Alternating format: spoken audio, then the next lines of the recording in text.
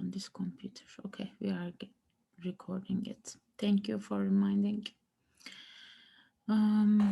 Okay. So before capturing existentialism's philosophy, there are some questions that I want you to focus on yourself. For example, what is the meaning or purpose of your life? Think about it. What is the meaning of your life? Or what is your goal? What is your purpose in this life? Okay, consider this. And we will discuss these in our Friday's class. What do you want from your life? Are you living the life that you wish? Are you the person whom you really want to be?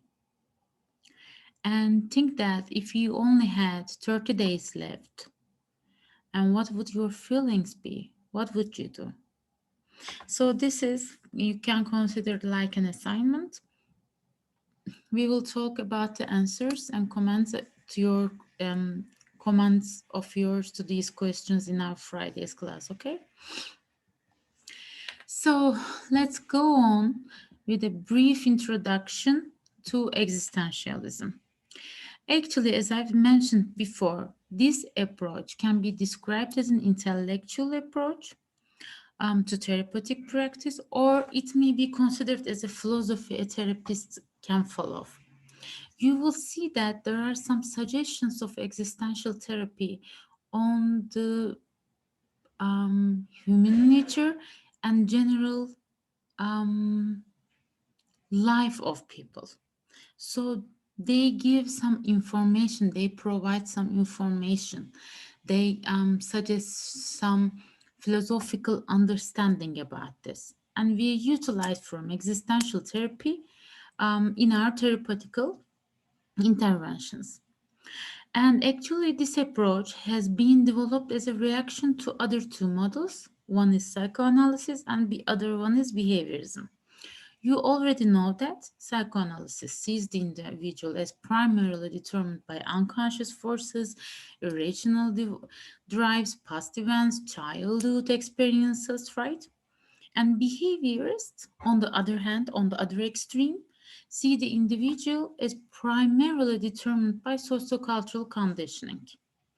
So existentialism criticizes these, and this approach states that we are not only shaped by our past, we are not only socioculturally conditioned and behave so, we are more than this. And according to existentialism, both psychoanalysis and behaviorism limits our freedom. So existentialism defends that we are free.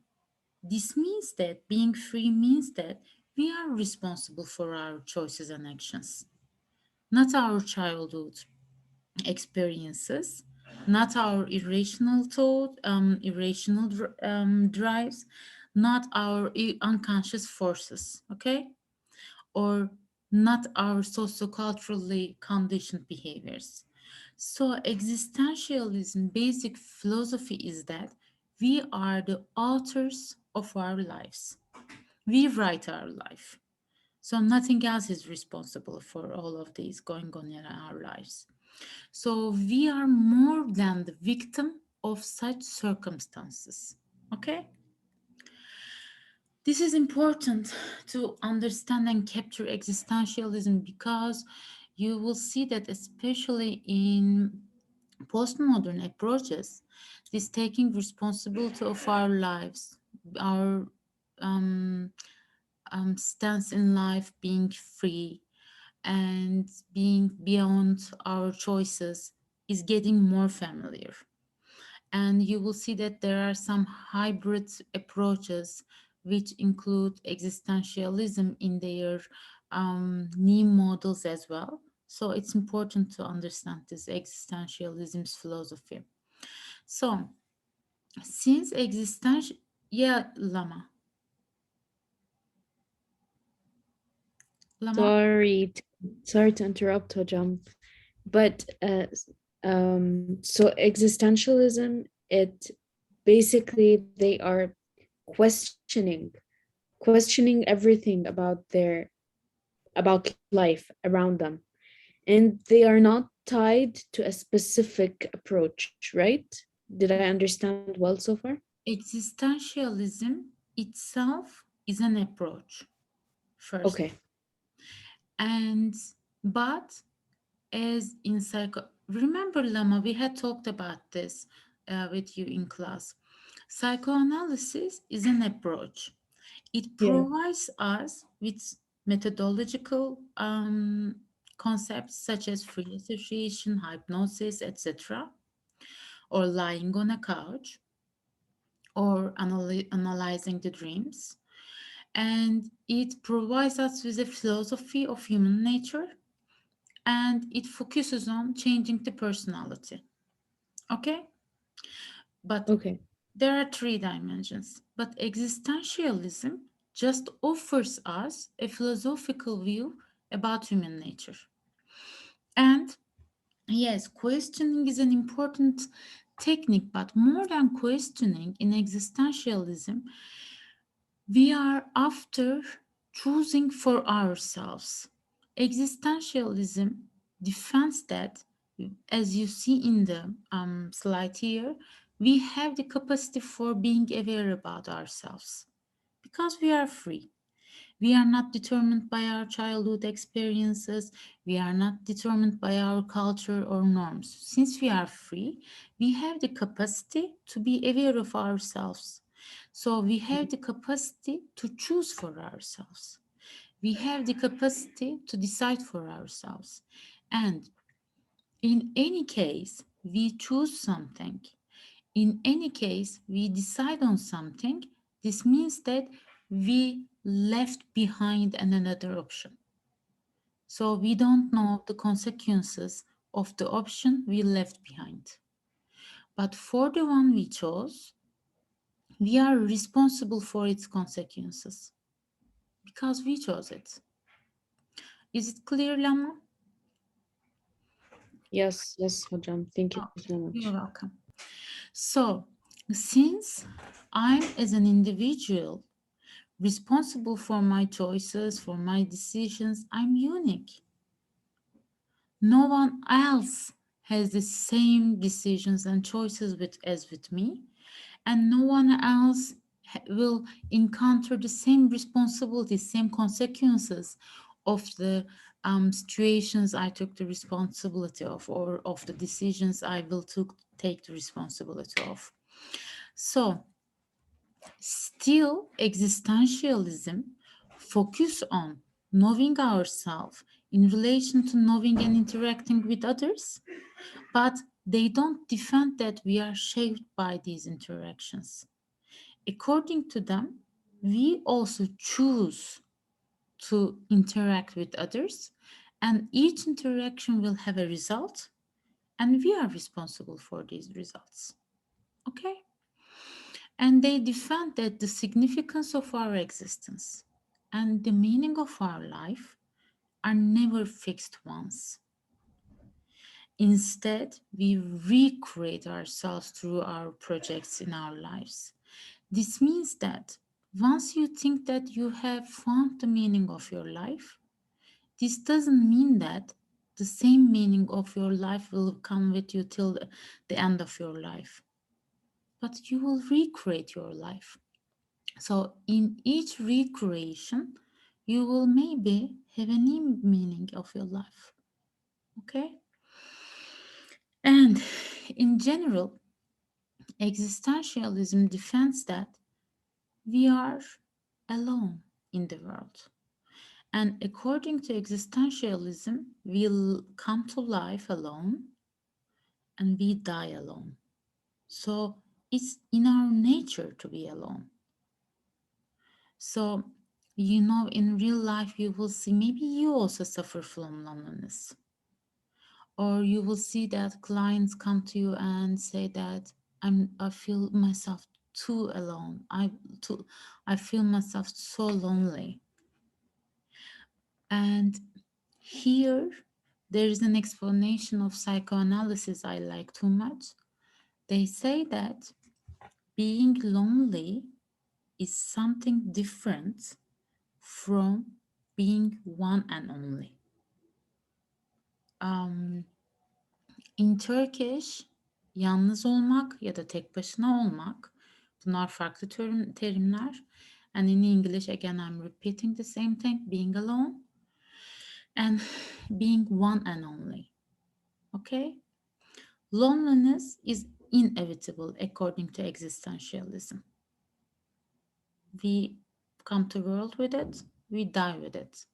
But being one and only means having no one around me. And according to existentialism, this is our choice.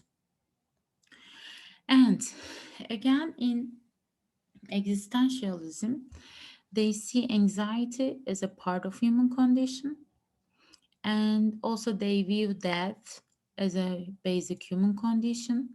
And they say that if you are aware that the ultimate end is death, then you will give more significance to your life. So existentialists say that since we are talking about the meaning of our lives, they say that the meaning, the ultimate meaning of life is that. Okay? So,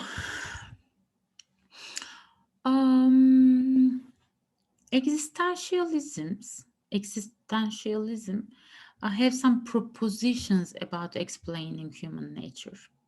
First one is the capacity for self-awareness. I had said that they defend that we are free and have the capacity for self-awareness. And they say that freedom, choice, and responsibility constitute the foundation of self-awareness. The greater our awareness, the greater our possibilities for freedom. Think that you graduated from this university, this department, and you are free to choose anything, right? If you have some talent or not, you can choose to be a dancer. You can choose to enter KPSS exam and to go to a school and start to work there as a counselor. You may apply for conditions at private schools.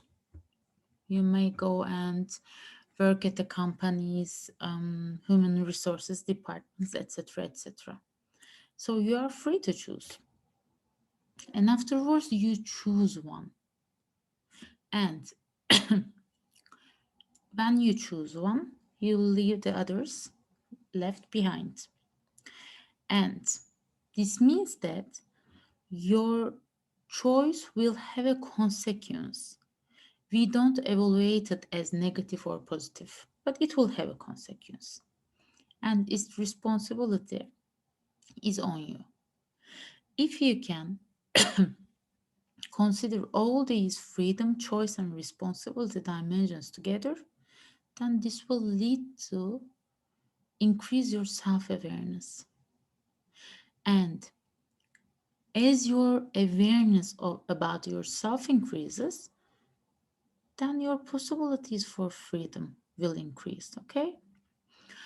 But existentialism says that, of course, we are free, but this doesn't mean that we have the right to do anything that we want. But in nature, we are limited too in some dimensions. And they state that, firstly, we are finite, we will die.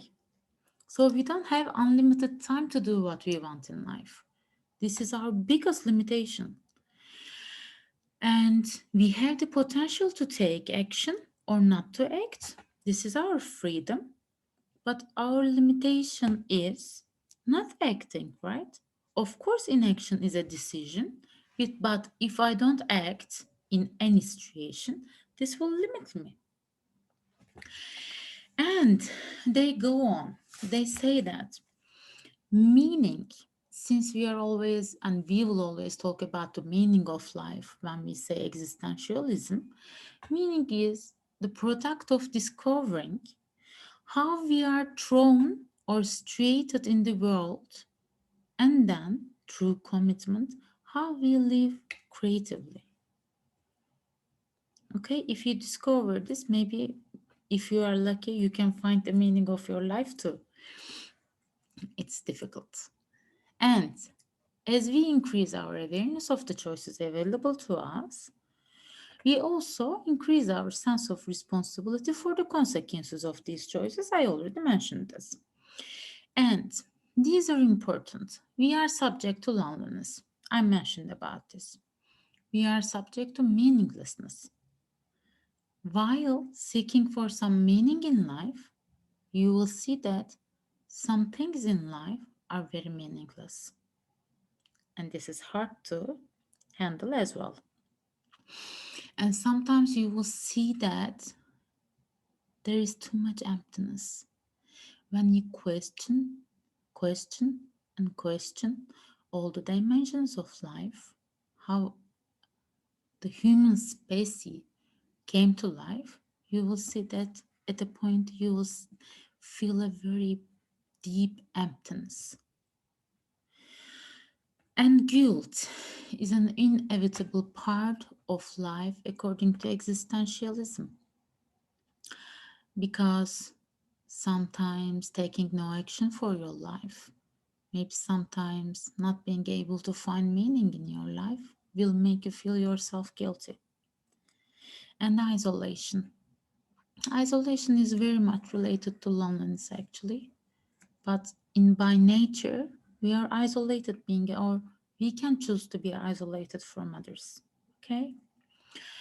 And but overall, we are basically alone. We accept this. But still we have the opportunity to relate to other beings, to foster our self awareness, and to have a maybe more meaningful life. Any questions so far? No. Okay. Existentialism second proposition is freedom and responsibility. Actually we mentioned, but I will just mention about inauthenticity and existential guilt. Okay, we are responsible for our lives, for our actions, and for our failure to take action. Okay, there is a point that we have no control over our birth, but the manner in which we live and what we become are the results of our choices. You become what you choose to become. And since we have the freedom to choose, we must accept the responsibility for directing our lives. Okay, it's also possible to avoid this reality. And this means we can avoid taking responsibility, right? By making excuses for whom we are becoming. We can say, no, it's bad fate. This is the way I'm made, or I couldn't help what I did, or the administrator made me do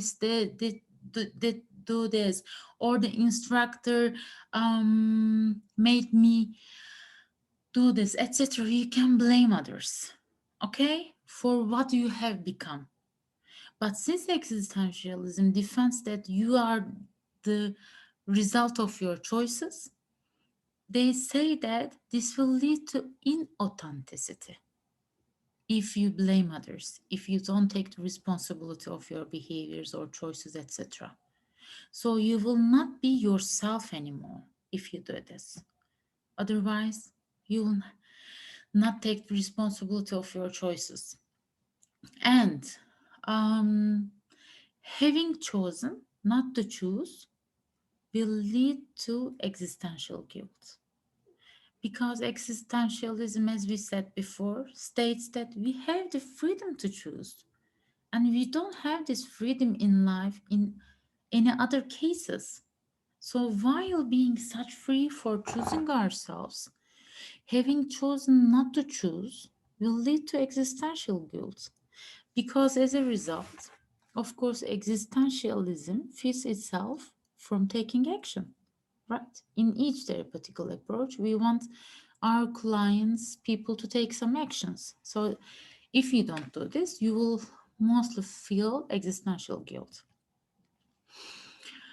And if we accept that we are our choices, then we will be real. Remember that authenticity is a very important personal and professional characteristic for being an effective counselor. So being real, being genuine.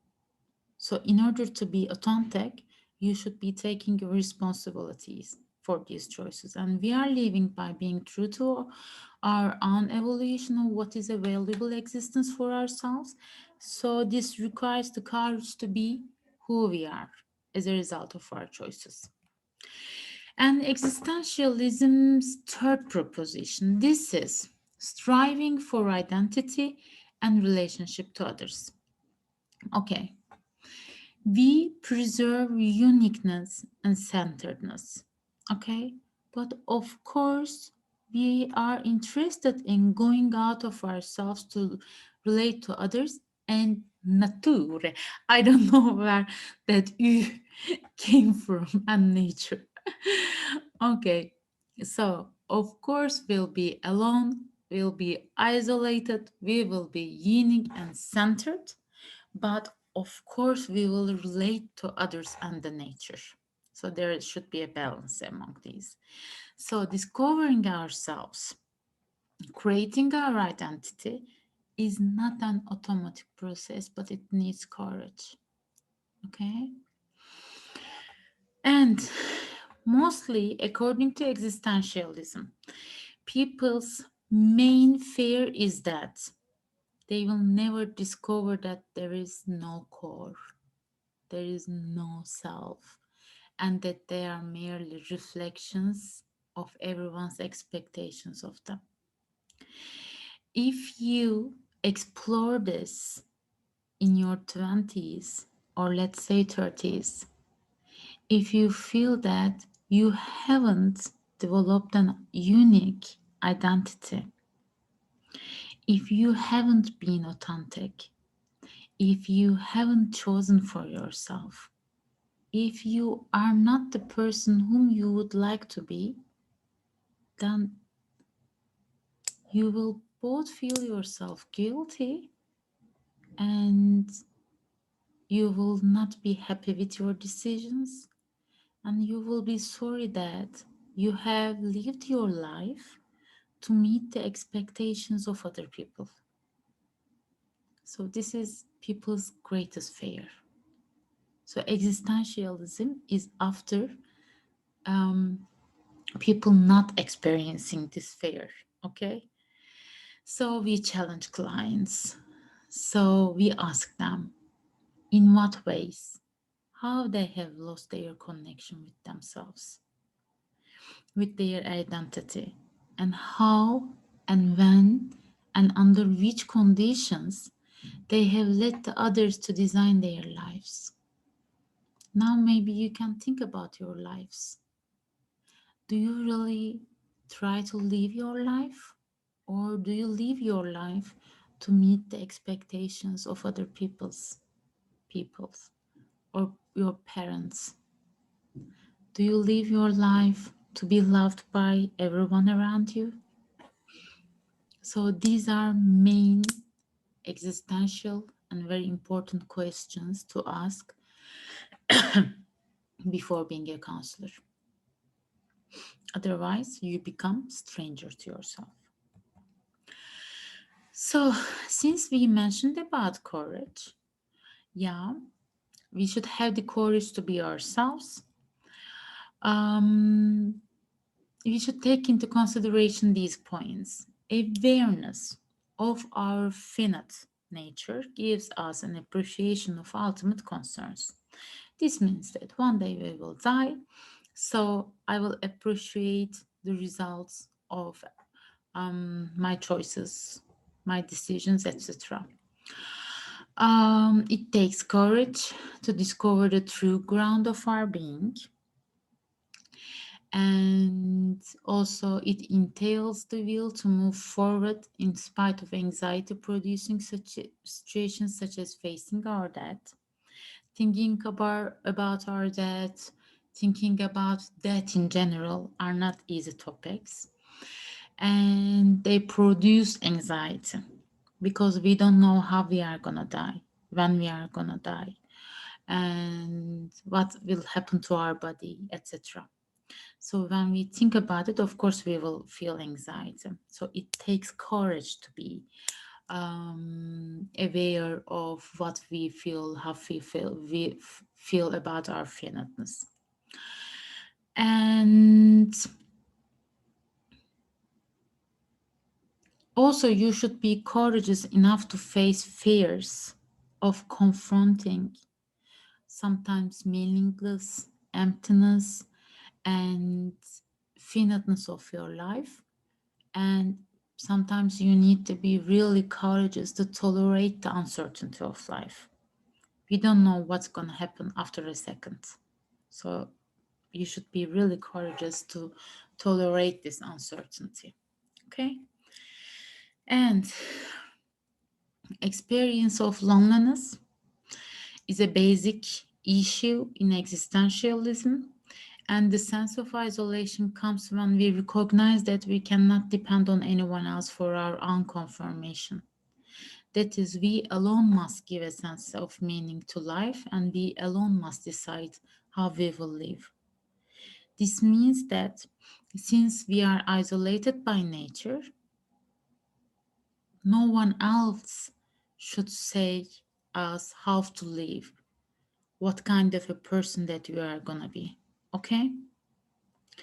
And if we are unable to tolerate ourselves when we are alone, how can we expect anyone else to be enriched by our company?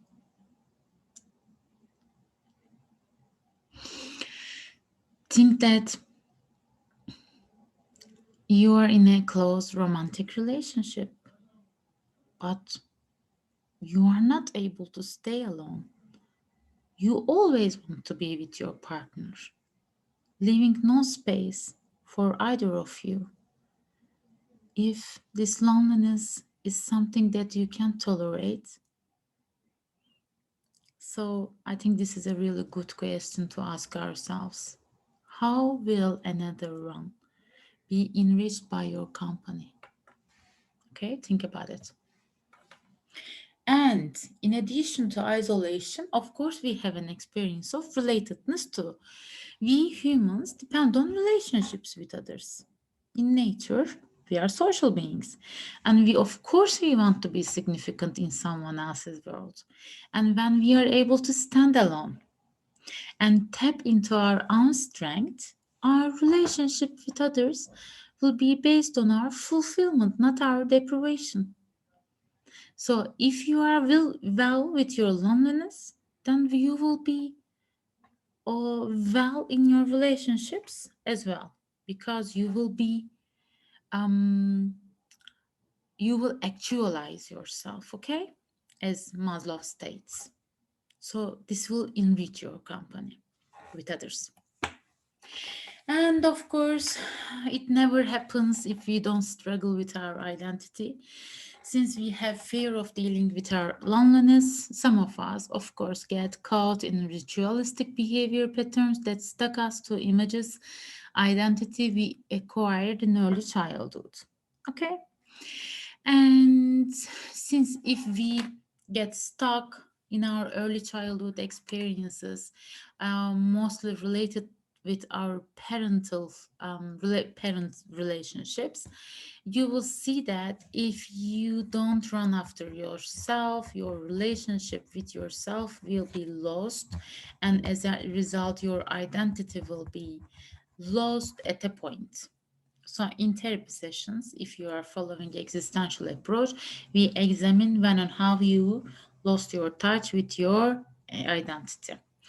Okay, to go on with existentialism's fourth proposition, it is the search for meaning. They say that human being is by nature in search of meaning and purpose. They state that we search for meaning in life. This is, we question, why am I in this life? What is my mission? Why am I alive? Okay, these questionings serve for the search of meaning. So, why am I here? What do I want from life? What gives my life purpose? Where is the source of meaning for me in life? So, in therapy, we ask questions to lead our clients to search for meaning in life. Do you like the direction of your life? Is a good question. Are you pleased with what you are now and you are becoming? Great question. You will see that if you ask this question to your client, firstly they will shake because they are not generally pleased with what they are. And then afterwards you will say that, okay, then the aim of these therapy sessions may be you to be pleased with what you are now, okay, and what you are becoming. Very good goal of therapy.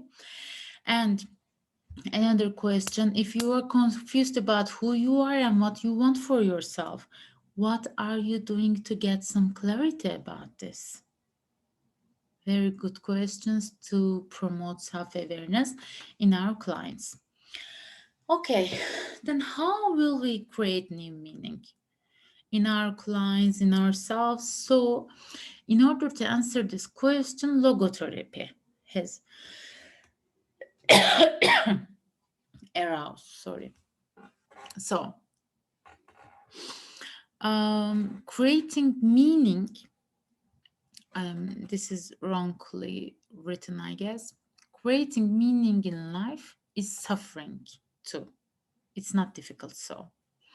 And human suffering can be turned into human achievement. And logotherapy states that meaning is not something that we can directly search for and obtain. The more rationally we seek it, the more likely we miss it. So, this is not something to think about. What is the meaning of my life? By Jacob, by Jacob. What is the meaning? No, it's not something like that. So, they state that if you become committed to creating, to loving, to working and building, it will come out of there, not by rational forces. It will come naturally, okay? And meaning is created out of an individual's engagement with what is valued, and this commitment provides the purpose that makes life worthwhile. So, to find some meaning in life according to logotherapy, maybe you should be aware of what is valuable to you. Remember again, our in our first classes I had asked you about your values. These values are important to explore. What do I value in this life? So if you can explore them, then maybe they can lead you to find some meaning in your lives. Okay, to go on with the fifth proposition of existentialism, we see anxiety. Anxiety arises from one's strivings to survive. And we have our lovely existential anxiety. It's the unavoidable result of being confronted with the givens of existence. First of all, that. And from the moment we are born into this world, we have the anxiety about dying. So, also, freedom, choice, isolation, and sometimes meaninglessness of life will trigger some existential anxiety in us. If we choose not to choose, if we are not aware of our freedom, if we stay in our isolation a lot, and if we don't find any meaning in our lives, then this existential anxiety will be triggered. And of course, as we notice the realities of our mortality, our confrontation with pain and suffering in life, and our need to struggle for survival, and our basic fallibility will increase our existential anxiety, and this is normal. And we experience this existential anxiety as we become more aware of our freedom and the consequences of accepting or rejecting that freedom. Okay.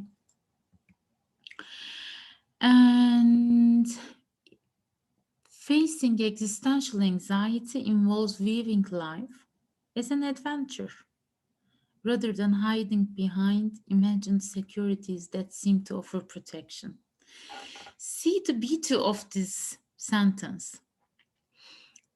Are you able to catch that when we are talking about existentialism, we are like reading a poem, or we are like um, in a literature class rather than a counseling class?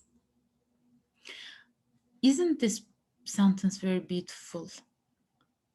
Facing existential anxiety involves viewing life as an adventure rather than hiding behind imagined securities that seem to offer protection. I like it. So, opening to new life means opening up to anxiety. It's inevitable and it's okay. And the sixth proposition is awareness of death and non being. Death is not viewed negatively in existential perspective, but awareness of it gives significance to living. And there is the reality of the future and the inevitability of the death. So that is not a threat in existentialism. It provides the motivation for us to live our lives fully and take advantage of each opportunity to do something meaningful. And if we realize that we are mortal, that we are gonna die, we know that we do not have an eternity to complete our projects and that the present is crucial. And to consider the therapeutic goals in existentialism, you will see that the main goal is to expand self awareness. We want our clients to recognize the ways in which they are not living fully authentic lives, and we will ask them to make choices. They will lead to their becoming what they are capable of becoming, and we will try to move them toward authenticity, toward being real people, toward being the people they want to be in these lives. By these ways, they will have the opportunity to increase their potential choices. But we will be able to help clients accept their responsibility for their choices, and we will be able to help the clients experience authentic existence. Our therapeutic goals and existentialisms are so. The existentialism therapist function is to understand the client's subjective world. So we don't have biases, we don't have judgments. There is the client's subjective world as it was in Adlerian perspective. And we will encourage clients to accept personal responsibility for their choices. When clients become other people, as we stated before, therapist is likely to ask them how they contributed to their situation. Catch it here. Still, therapist tries to take the client to a point where the client will take the responsibility for that situation. So the therapist asks how the client contributed to the situation. And when clients avoid responsibility, therapists invite clients to accept personal responsibility. Therapists make use of techniques that originate from diverse theoretical orientations. Catch it here again. Existentialism doesn't provide you, the therapist, with strict counseling techniques. So they can adopt some counseling techniques from other approaches, and it's okay. And therapeutic journey is creative, and uncertain and different for each client. It's a unique journey for everyone. And to consider clients' experience in therapy, we see that clients are challenged to take responsibility for how they now choose to be, decide how they want to be different, and take actions. See, everything goes around making some choices and taking their responsibilities. Major themes in therapy sessions are, as you may guess, anxiety, freedom, responsibility, isolation, death, and search for meaning. And we, as therapists, assist clients for facing life with courage, hope, and the willingness to find meaning in life. To consider the relationship between therapist and the client, we see that therapy is a journey taken by therapist and client together. There is a person to person relationship, as you'll see in Rogerian approach. The core of the therapeutic relationship is therapist's authenticity. So, therapists share their reactions to clients with genuine concern and empathy as one way of deepening the therapeutic relationship. Um, and in order to supply this, therapists should be in contact with their own world. Okay? As we mentioned before, existential therapy is not technique oriented. So the interventions are based on philosophical views about the nature of human existence.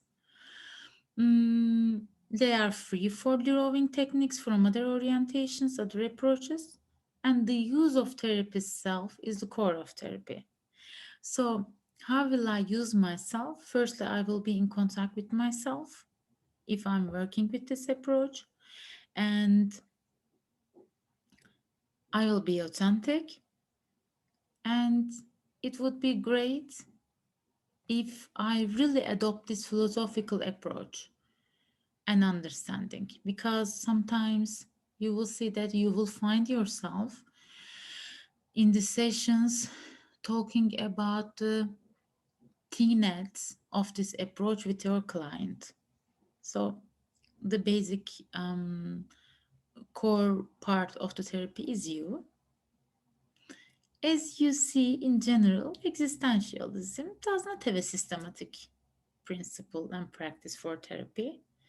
No empirical research available yet, and it is limited to apply to lower functioning clients. Clients who need directions, are concerned about meeting basic needs, and people who lack verbal skills may be overwhelmed with the propositions of existentialism. You sense it, right? This existentialism is generally for people who have some intellectual investments. Okay, so we came to the end of our existential therapy presentation. Do you have any questions? Anything you didn't understand? By the way, there are only 19 students. For other students, I don't know, are you, if you are um, able to follow your attendance. There are very few people now in class, so I hope it will not be a problem with your attendance. Okay, do you have any questions so far? No. Okay, now my computer shows that it is 7:54. Shall we give some 6 minutes break and afterwards go on with person-centered approach? Okay. Sure, Hoda, whatever you want. Okay, let's meet after 6 minutes. Okay. Let's go on with person-centered approach.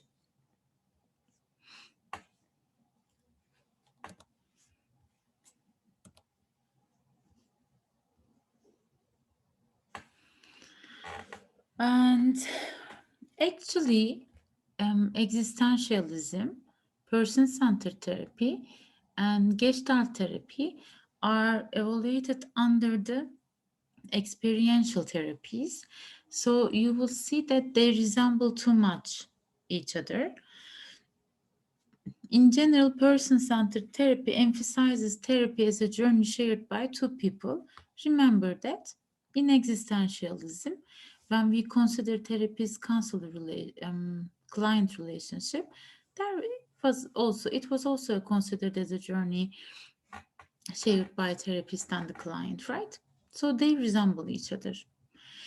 So they focus on the person's innate striving for self actualization. It was self awareness in existentialism, but in here it is self actualization. And the personal characteristics of the therapist and the quality of the therapeutic relationship is valued too much in person centered theory. Remember that in existential therapy, personal characteristic of the therapist as especially being authentic was very important. Here in person-centered therapy, you will see other dimensions like being able to show unconditional positive regard, being able to show empathy to the client are among the most crucial characteristics of the therapist. Um, but the basic premise of person centered therapy, which distinguishes it from very um, other approaches, is the quality of the therapeutic relationship. You will see it. And the counselor's creation of a growth promoting climate in the sessions is the key to clients' change, and they defend that people are capable of self directed growth if involved in a therapeutic relationship. So basically, person centered therapy focuses on the therapist client relationship. They say that if that relationship is capturing enough the client, if there is empathy, unconditional positive regard, and unconditional acceptance in those therapeutical relationship, then the client will start to change. Okay, so they give the most importance to this relationship. To go over how they view human nature, we see that they trust in the client's ability to move forward in a constructive manner if also the conditions are promoting the growth. And clients are trustworthy, they are resourceful, they are capable of self understanding, they are able to make constructive changes, they are able to live it effectively, and they are able to live very productive lives. Person centered therapy believes and focuses on the strengths of their clients. So, the therapist's attitudes and beliefs in the inner resources of the clients is very high. And they believe that client has already those self-healing capacities. And according to this view, clients actualize their potential for growth. So, this approach views mental health as a congruence between what an individual wants to become and what one actually is. They say that if we are the person, or if we are closer to the person whom we want to be in this life, then we will have a healthy mental process in this life, okay? But if we are far from the point whom we want to be, there will be incongruence, and this will affect our mental health negatively. And in such situations, they defend that we apply for therapy. Okay? And in person centered approach, therapeutic goals are to help a person become a fully functioning person. And they already define that clients have the capacity to define their goals. And another therapeutic goal is to foster an openness to experience any life events in life. And therapeutic goals is to create trust in our clients, and we want them to trust themselves, and we want our clients to have an internal source of evaluation, and we want our clients to will to continue growing. And here therapist's function is just to be present, being there and accessible to the client, and to focus on the immediate experience and to be real in the relationship with clients. You know, this realness was mentioned in existentialism as well. We will be authentic. And if we are working with experiential approaches, then being real in our client, in our relationships with our clients is very important. So, through the therapist's attitude of genuine caring, respect, here are the therapist characteristics: acceptance and understanding.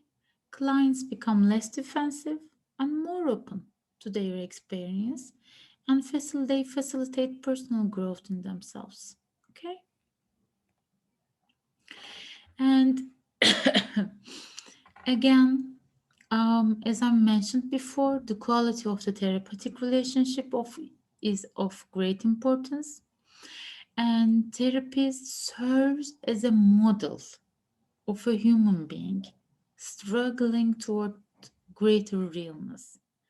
So consider that your therapist is working with him or herself to be more real. So you model your therapist. And therapist is genuine, integrated, and authentic. So what client experience in therapy is firstly incongruence. Generally, clients come to the sessions with this incongruence. This is a discrepancy between self-perception and experience in reality. We had mentioned about this before. This is like the gap between what am I, what I am, and what I want to be. Okay?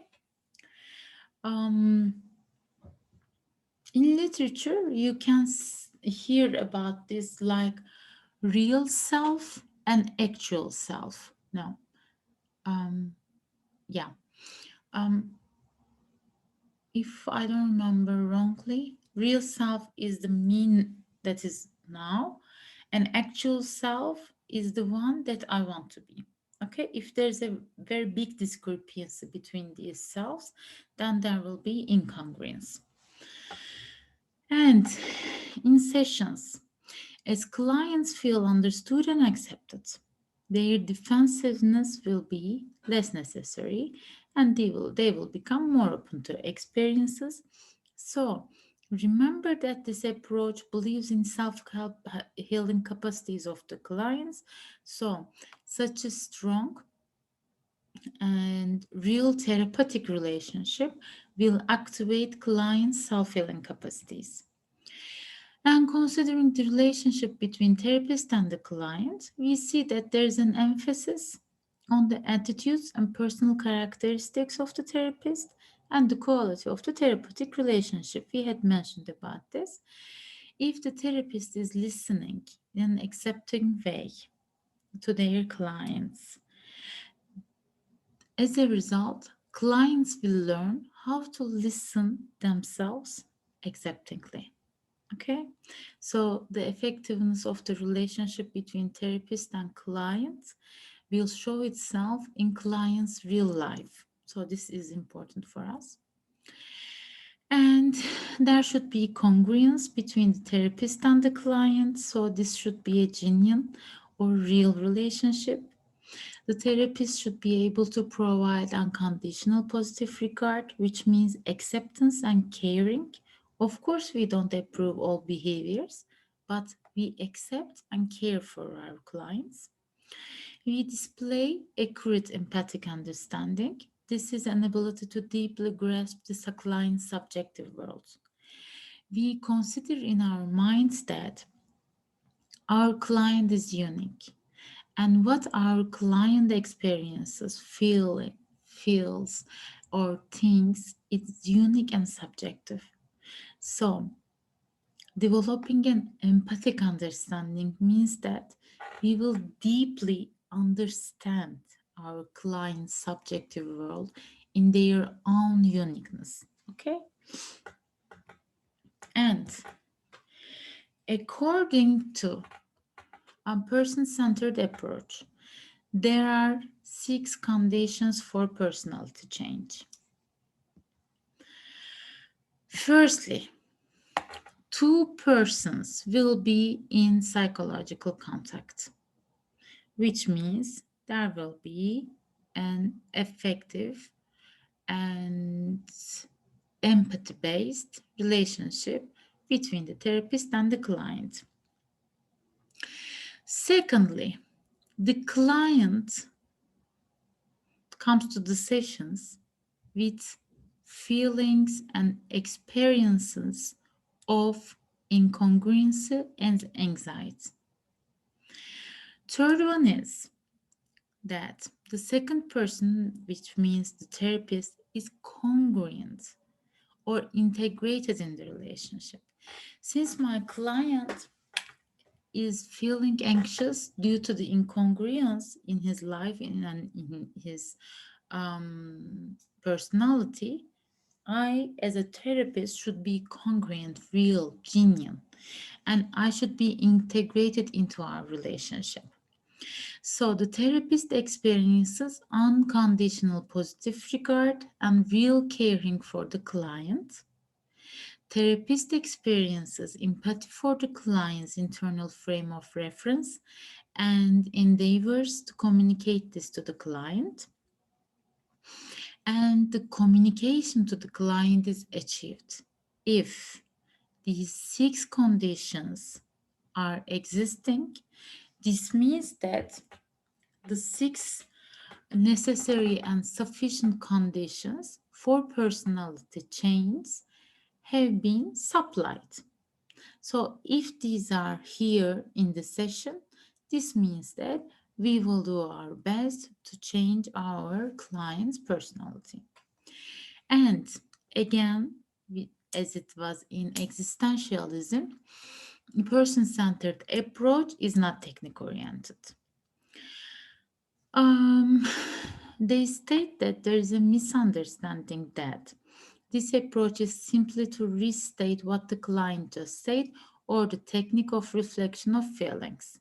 Generally, you will see that Rogerian humanistic approach, person centered approach, these are all the same, is also considered as hum therapy. They say that as a criticism to person centered approach, um, they say that therapist always approves the client, saying, mm-hmm, mm-hmm.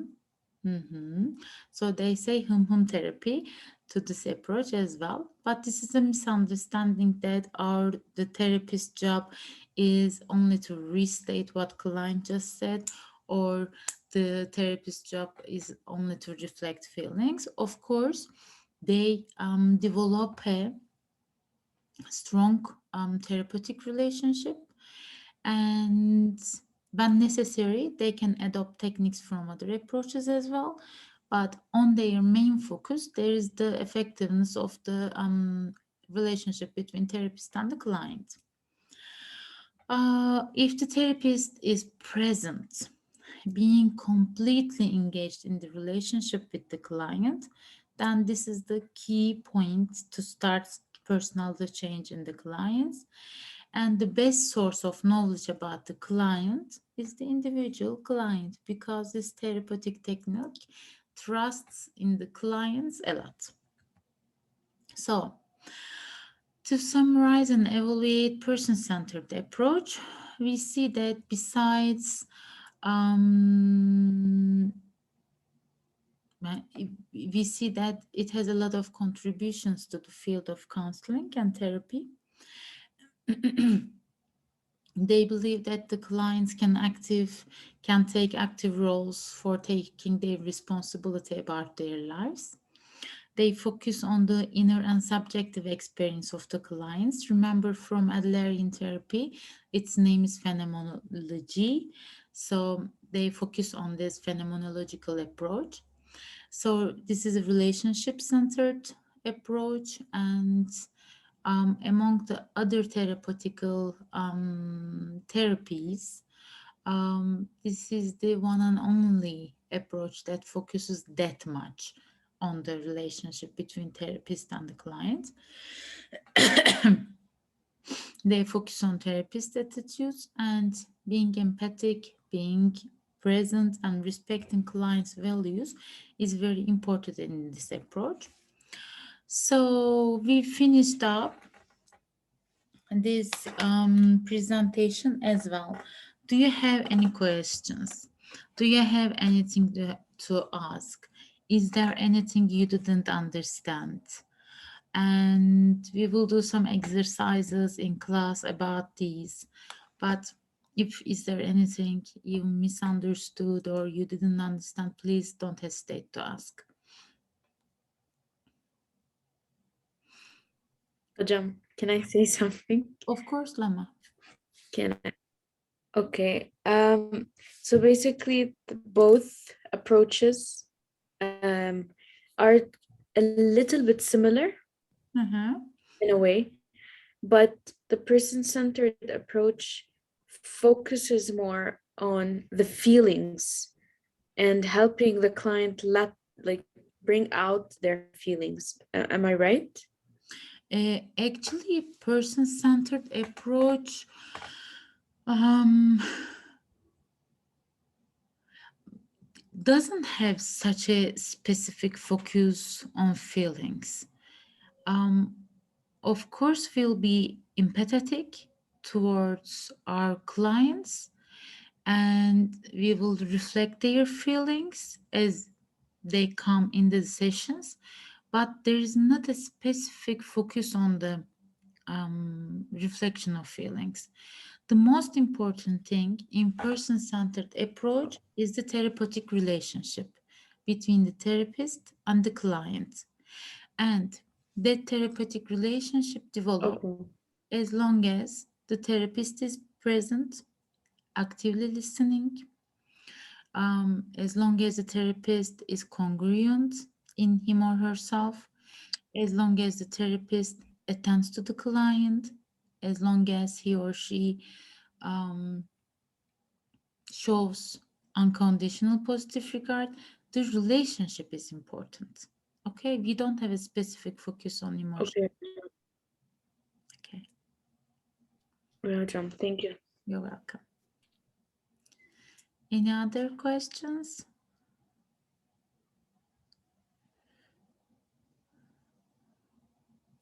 Everything clear? Okay, then